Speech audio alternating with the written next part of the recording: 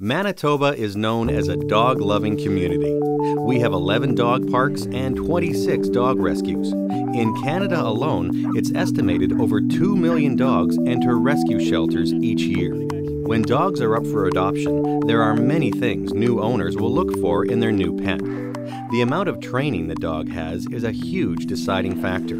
Behavior, breed, and age of dog also factor into the decision. Jakey, a Wheaten Terrier, is a puppy mill rescue dog. Most puppies have or will develop genetic defects or other health problems in their lives as a result of poor breeding practices and unsanitary conditions at a puppy mill. They often have behavioral and temperament problems as well, resulting from a complete lack of socialization with humans or other dogs. Jakey is one of 527 dogs rescued from the Paws R Us puppy mill in Shawville, Quebec by the Humane Society International and Anima, Quebec. So we adopted him in December 2011 when he was given to a foster mom for WIN, which is an organization, Wheaton's in Need, and we put in our application to adopt him on December 15th, and on December 19th we got a call that we could come and pick him up. So it took about 3 weeks to arrange to get there, but we drove to London, Ontario, and they got Jake through it's called the Whirl, Wheaton Underground Railroad, and they brought him one stop at a time to London, Ontario, and then we brought him home to Winnipeg. Dogs bring a lot of joy to a family. That's something Meg sees every day at her job. Meg is the intake coordinator for the Manitoba Mutts Dog Rescue. While working firsthand with rescued dogs, she has decided to adopt a puppy of her own. Azalia came into care of Manitoba Mutts when she was about 2 days old. She was dropped off at someone's doorstep. So throughout last summer and into the fall, she was bottle fed and then sent to another litter for some socialization with other puppies as well. We knew fairly early that we wanted to adopt her, probably before she was 4 weeks old. Mateo found his love for dogs after adopting Violet from Winnipeg Animal Services. Animal Services has like these adoption fairs. We were going up and down all the aisles and looking at all the kennels, and we come up to this one. This seems perfect. Like, she looks so beautiful and everything. She seems so friendly, and we're trying to get her excited to come say hello, but she seemed very nervous on her little cot at the back and just not really acknowledging us much. And so we said, okay, we'll just leave. Let's move on. And as soon as we both got up and started to walk away, she literally jumped up to the front of the kennel and started howling and started barking, and she was like talking to us. She was going, "Arr, arr, arr, arr." Just all that noise, and it's as if she was saying, "Please don't leave me here. Take me home with you. Take me home. I want you guys to take me home." Lisa Rasmussen is a dog trainer and owner of the dog training company called The Noble Hound. I've been dog training for about 2.5 years professionally. I've been working with dogs for about 9 years or so. I don't use any pinch collar or prong collar or slip collar. So motivation, encouraging the dog to do something with either a toy or food or an object, whatever they like. I care a lot about behavior, and I do my best to understand why dogs do certain things. I try to read and keep updated in terms of, canine research and science. I think dogs usually do something that we might consider as bad for a very important reason, and we need to understand why they do that in order to help them maybe cope or feel better about certain situations. And I'll demonstrate with one of the puppies. Behavior is a good starting point when training your dog. For Jakey, training is helping him deal with his anxiety that developed while being in the mill and locked in a metal cage for most of his life. When he came home, he was afraid to walk through doorways, so we had to carry him everywhere. For a mill rescue, they're so timid that they will run away from you no matter what. He wouldn't eat or drink in front of us. He wouldn't go to the bathroom if we were watching. We had to totally ignore him. He was afraid of all sounds, all movement. The wind chimes outside terrified him.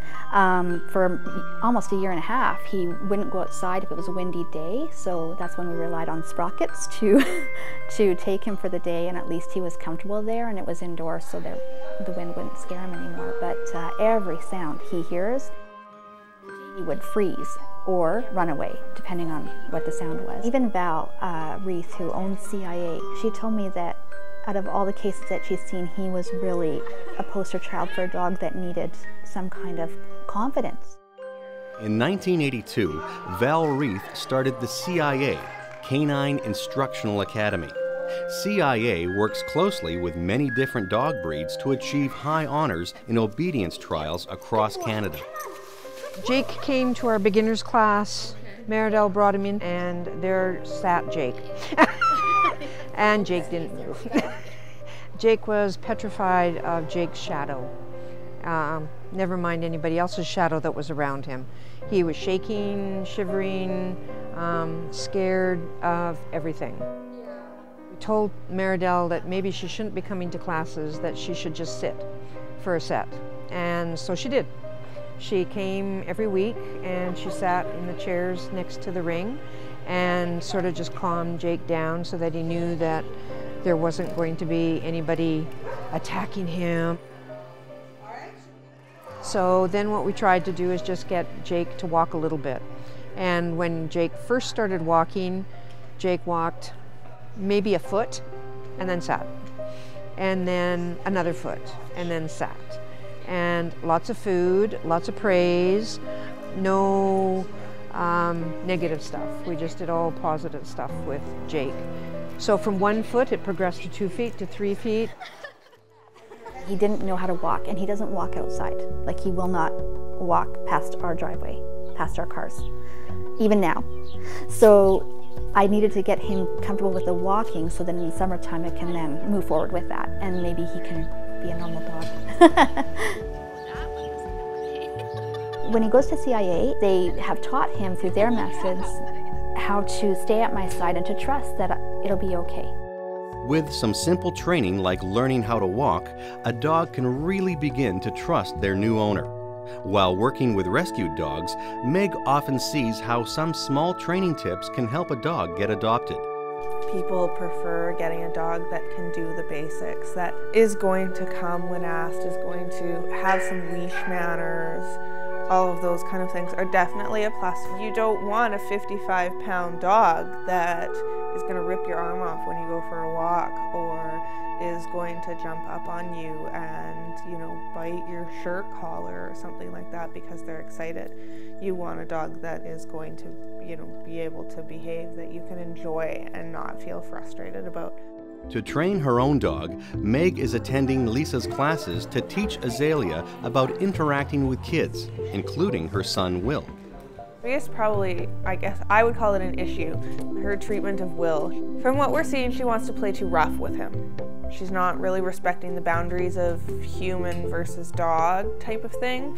So she's getting in his face, she's biting at his sleeve, she'll jump at him. She still has her moments, but it's definitely gotten better. And I don't know that we would be where we are without Lisa.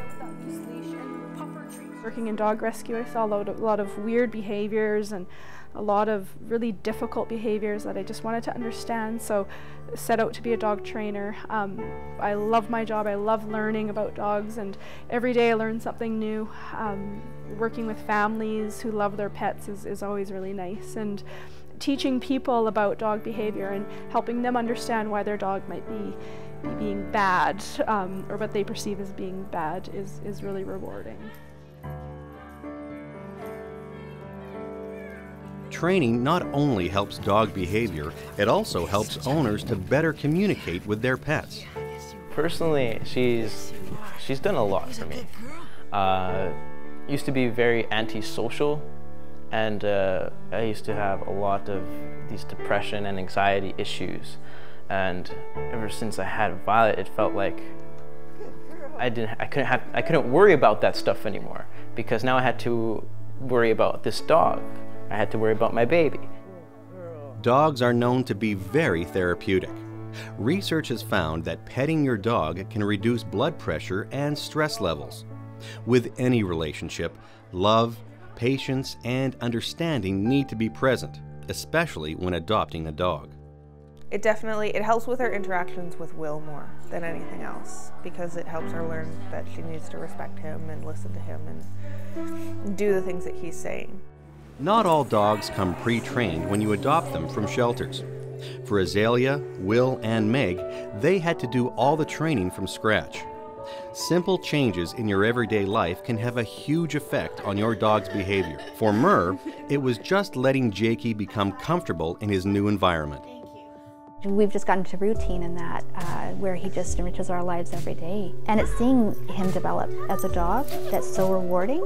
And with everything we do, we try to push him a little bit so that he can experience new things and really start getting confident. And when he started getting confident, probably about 6 months ago at Sprockets, boy, it was just amazing to see. He's just got a lot more comfort than he had before. Jakey is no longer afraid to eat around Mur and her husband. Plus, he's also becoming more sociable in his classes. Jakey is a whole new dog compared to how scared and timid he was after first coming home. I think he's about the only dog that has probably taken a year to really start showing how good he can be. And now, I mean, if you ask Jake, he probably says, no, I don't really enjoy it, but I think he does. I think he likes coming a little bit more than he did before. He's not so nervous.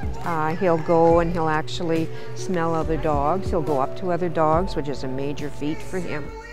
Mateo and Violet spend every day together. They love walking everywhere around Winnipeg. Lately, this past winter, it's the coldest winter ever. For some reason, I decided to use my legs as transportation. So I would walk everywhere in the city, from here in North Kildonan to downtown, and then I'd go to South Osborne, or I'd go to the Forks, or I'd go west on Portage, or I'd just go anywhere. And when I have Violet, she comes with me, and she goes anywhere and everywhere possible. I like to jog with Violet. Playing fetch is one of our favorite things to do. And it's funny, because there's only one ball she literally will play fetch with. It's a purple ball that squeaks, and it's got these purple nubs all over it.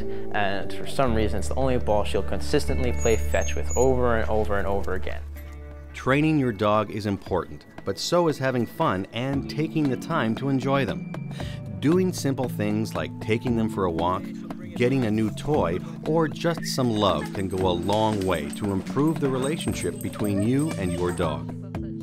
I think people need to take the training aspect of dog training a little less seriously and welcome natural behaviors that dogs do. Dogs do a whole lot of really wonderful things that we often miss, and we tend to be so stern and structural and regimented, where dogs are a natural animal and they do natural wonderful things, and we need to embrace that. We don't always have to be asking our dog to do something. They're often doing the right thing and we just don't notice.